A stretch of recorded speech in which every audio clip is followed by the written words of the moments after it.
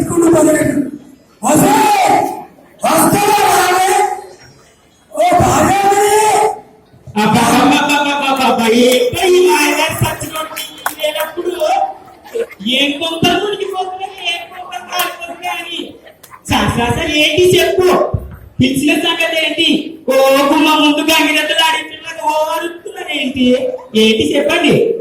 అయితే ఈ భార్యలకు కోపం వచ్చినప్పుడు మనం కొద్దిగా శాంతంగా ప్రవర్తించాలి, లేకపోతే ఇప్పుడు స్వర్గంలో నరకమైపోతుంది. ఇదిగో భార్యమని చిరుపురు దానికే నా మాట విన్నవే.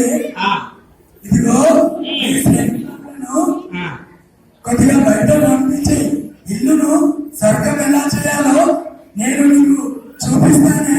వినవే, నీకు పుణ్యం ఉంటుంది. ఏంటి? నా స్నేహితులని బయటకు పంపాలా? విషయం ఏంటో చెప్పు, చెప్పి సావు. ఇదేంటి చావంటుంది? ఇదిగో భార్యమని, భార్యమని రావే.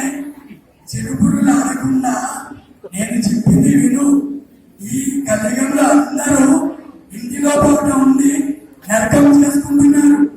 నేను మా గురువు దగ్గరికి వెళ్ళి చాలా మంచిగా నేర్చుకొని వచ్చిన మన ఇల్లును స్వర్గం చేస్తాం. వాళ్ళని పంపించేసి నా మాట వినలే, వినలే. స్వర్గమా?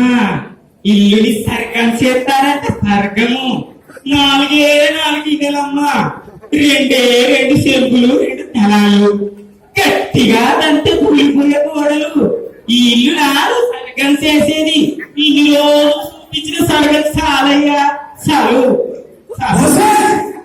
నాకు తిక్కలేగిందంటే నేను చెప్పింది విను.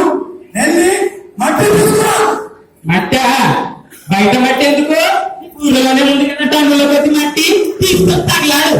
ఓ మట్టి అంటే మట్టి. నువ్వు చిరుపురు రాలకే పుట్టమంది వేరు, ఈ భూమి మీద మట్టి అన్నట్టు తీసుకురా. అయ్యో నా రాత.